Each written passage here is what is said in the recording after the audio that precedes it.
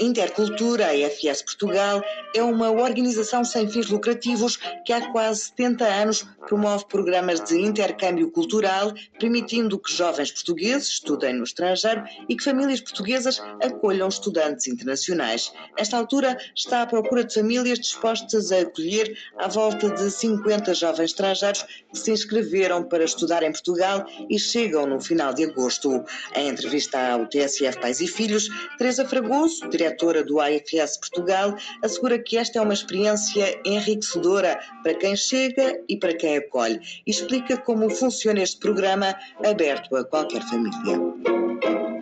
O que é que nós procuramos e o que é interessante para as famílias? Muitas vezes as famílias nunca ouviram falar desta experiência e podem até achar, não, isto não é para mim, ou eu não tenho um quarto livre em casa, ou os meus filhos já saíram para a faculdade, já não tenho jovens em casa.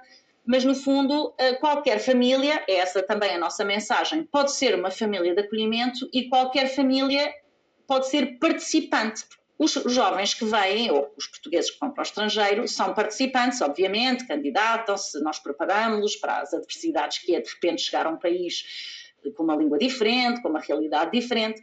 As famílias, quando acolhem, na verdade, também elas são participantes, elas estão-se a propor receber este jovem estrangeiro ou esta jovem estrangeira em casa por 3, 6 ou 10 meses, mas elas também vão aprender, porque elas vão receber o jovem, vão perceber da cultura de onde vem, vão fazer perguntas, o jovem tem perguntas a fazer e elas vão ficar a pensar, de facto, porque é que nós cá em Portugal fazemos isto assim? Nunca tinha pensado sobre isso. Há coisas que nós damos por adquiridas que as perguntas de um jovem que vem com outra perspectiva nos fazem questionar. Eu dou-lhe um exemplo. Eu própria fui estudante de intercâmbio na República Dominicana.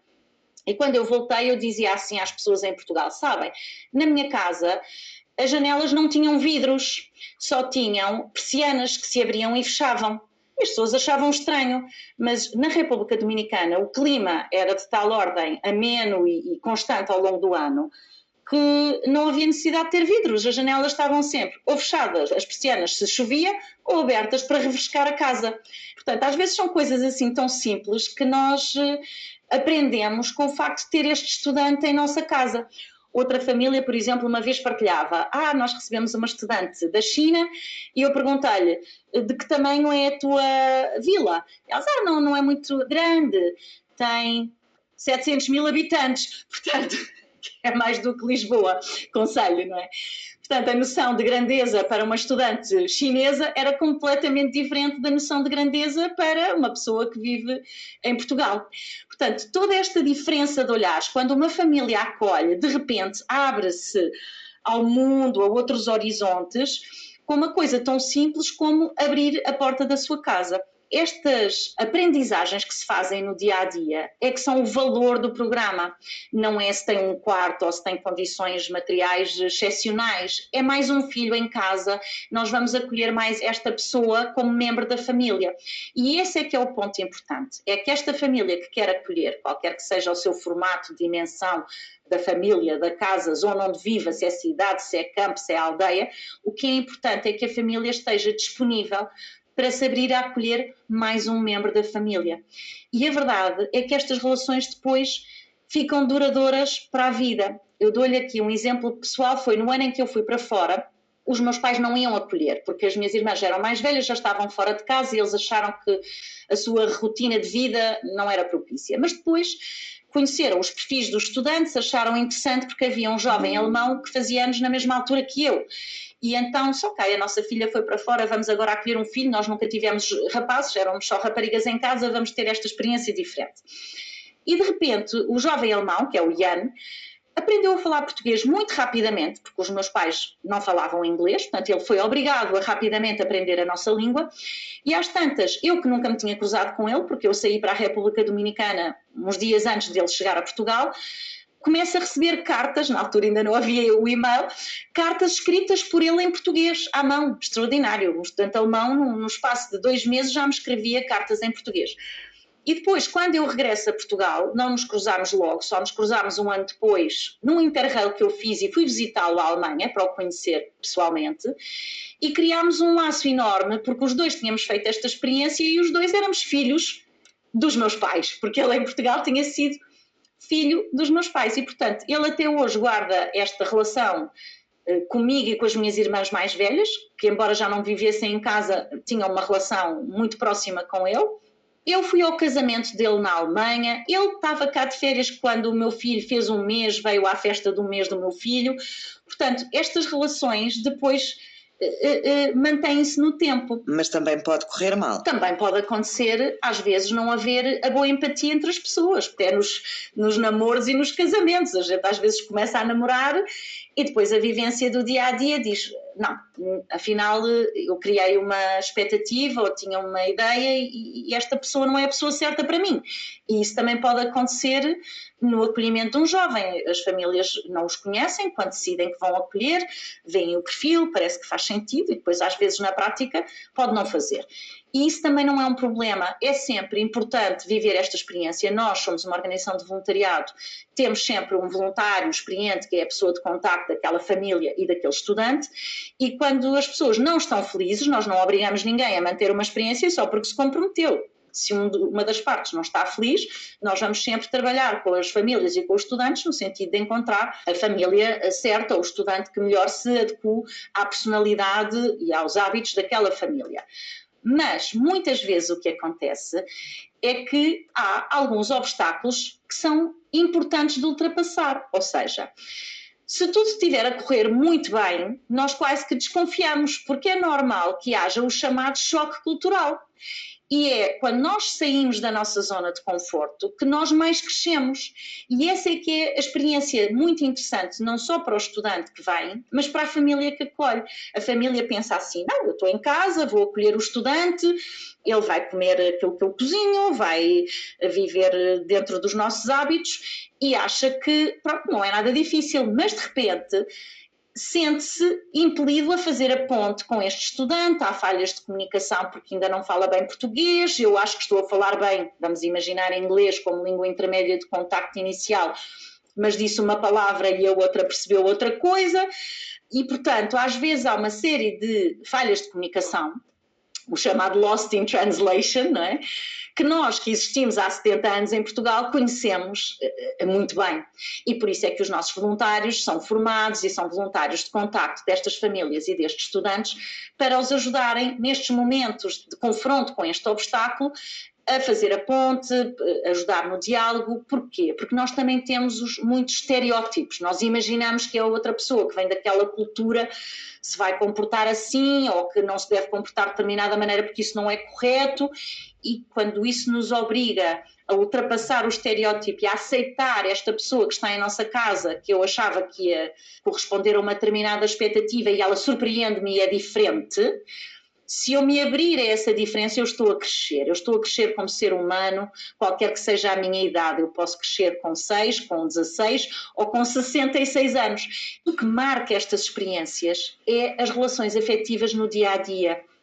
É o estudante sentir-se acolhido e, por exemplo, fez anos e fizeram-lhe uma festa surpresa e convidaram amigos da escola que ele nem sabia que os pais de acolhimento sabiam que ele era amigo daquelas pessoas. E isso marca imenso, não é? É uma coisa muito mais próxima, emocional e afetivamente. Mas depois é o tratamento no dia-a-dia, é eu sentir que faço parte desta família, é eu ir para o meu quarto e não me fechar, sentir que estou confortável e posso ter a porta aberta, e se o meu irmão está no quarto ao lado, pode entrar e vir-me perguntar, olha, emprestas-me esta t-shirt?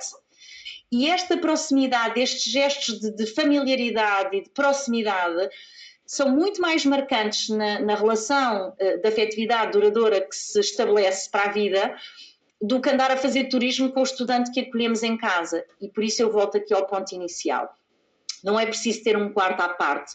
Os estudantes podem partilhar um quarto, se houver 2 camas no quarto, são 2 rapazes, por exemplo, podem claramente partilhar um quarto.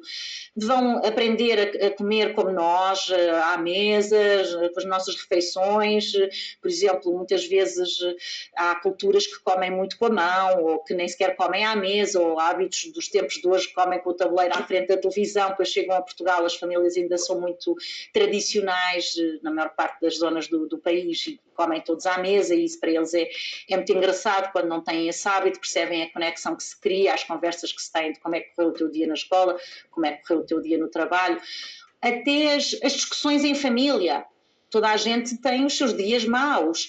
quando deixamos de fazer cerimónia, que já não é um convidado, este estudante que temos em casa, o estudante normalmente sente-se bem, já não fazem cerimónia comigo, já têm as discussões normais, e então isso é muito marcante, essa vivência do dia-a-dia. Já percebi que não é preciso as famílias terem um quarto próprio para o jovem, mas são exigidas condições mínimas? Não temos assim uma lista de condições mínimas. Como eu disse, o essencial é que a família queira acolher. Depois, aqui é importante esclarecer isto, as famílias são voluntárias, nós não pagamos às famílias para receberem estudantes, exatamente porque queremos ter a certeza de que a família quer acolher pela experiência e não porque vai receber dinheiro e depois tem lá o estudante em casa e o que lhe interessa é o dinheiro. Portanto, nós não pagamos às famílias, mas aliviamos alguns encargos financeiros para ter a certeza que também não seja por isso que uma família deixa de acolher. Por exemplo, nós temos um seguro de saúde que cobre qualquer situação que o estudante tenha durante a estadia em Portugal, tudo o que é transportes para a escola, materiais escolares, livros, as famílias não têm que ter despesas com nada disso. Portanto, as famílias o que têm é a despesa de ter mais um filho em casa. Portanto, é mais alguém a tomar banho, é mais alguém a comer o jantar, é mais um prato para lavar, é mais, pronto, a eletricidade do aquecedor no quarto quando é inverno. Pronto, esse tipo de despesa a família tem. E, portanto, a família tem que sentir, por um lado, em termos de requisitos mínimos, que está aberta à experiência, que está flexível, disponível para acolher um estudante com uma forma de estar muito diferente e que ela se predispõe a acolher e a aprender com esse estudante, esse é o requisito essencial. E depois, claro, tem que ter alguma disponibilidade de tempo. Se há uma família que está sempre a viajar, que estão sempre ausentes, que não estão cá, não há ninguém em casa, o estudante não pode, isto não é um estudante numa residência de estudantes da universidade, não é? Por isso é que nós queremos famílias de acolhimento. E, claro, não podem sentir-se pressionados com este custo adicional de ter mais um filho em casa. Se a família sente que isso, do ponto de vista económico, é um problema, nós não queremos criar um stress, não queremos que isso seja uma restrição, mas ninguém melhor do que a própria família para perceber as suas condições, por isso é que eu digo, nós não temos propriamente uma lista de requisitos. O que é que nós fazemos? Nós apresentamos os perfis dos estudantes às famílias, ajudamos-las de acordo com o que elas nos contam, que é as suas famílias, os seus hábitos, onde vivem, a perceber qual possa ser o estudante que tem o perfil que se ajuste melhor.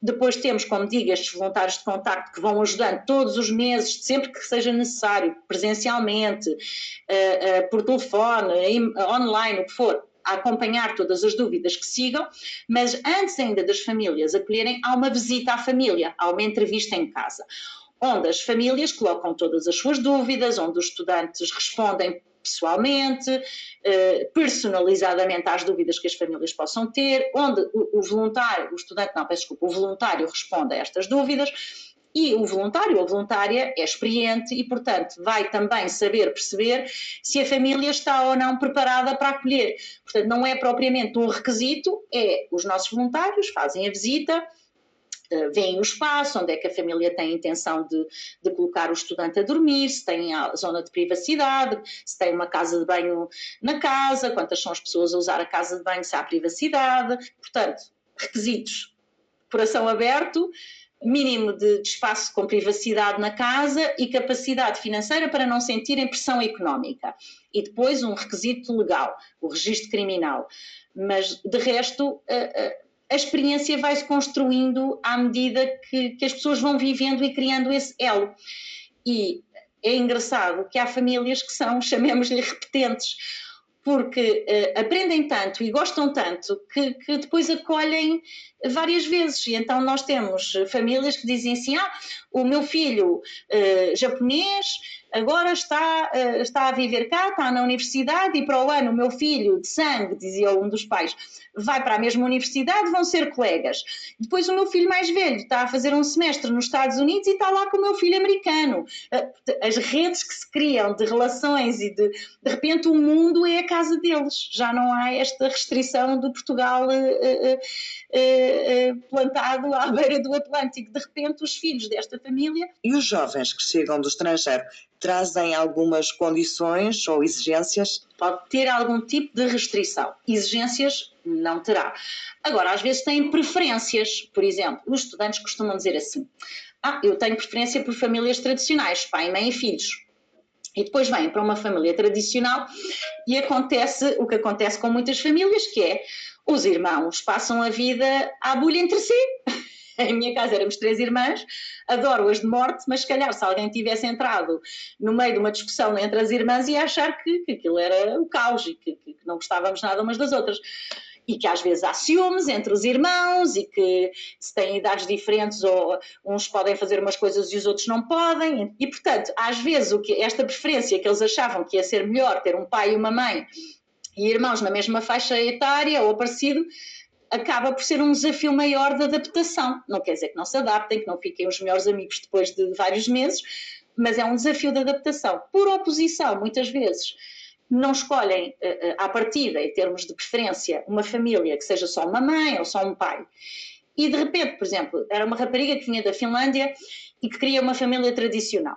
Nós temos uma família que é uma senhora sozinha no norte de Portugal, que nós achamos os gostos que elas têm, o que elas partilham nas entrevistas, nós achamos que elas são um bom match, como nós dizemos, são um bom encontro de afinidades.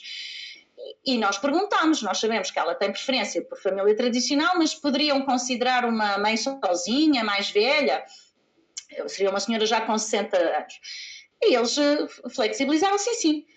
Foi ótimo para as duas, porque a rapariga da Finlândia era um bocadinho introvertida, pelo menos nos nossos padrões latinos, vamos chamar assim, do sul da Europa, e esta senhora era mais velha, mas era sozinha e, portanto, entre as duas criaram um laço muito forte, muito com pinchas, vamos lhe chamar assim, e tiveram uma experiência fantástica. A miúda foi-se embora agora, no domingo passado, e a senhora pondera voltar a acolher, mas não no imediato, porque quer para já continuar a alimentar esta relação que teve. Teresa Fragoso conta que este é apenas mais um dos muitos exemplos de uma ligação para a vida que nasceu do programa de intercâmbio da AFS. Em agosto, chegam a Portugal 54 jovens estudantes estrangeiros.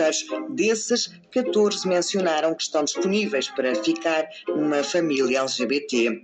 Para os estudantes portugueses que querem estudar no estrangeiro, as inscrições para a primeira fase arrancam em setembro.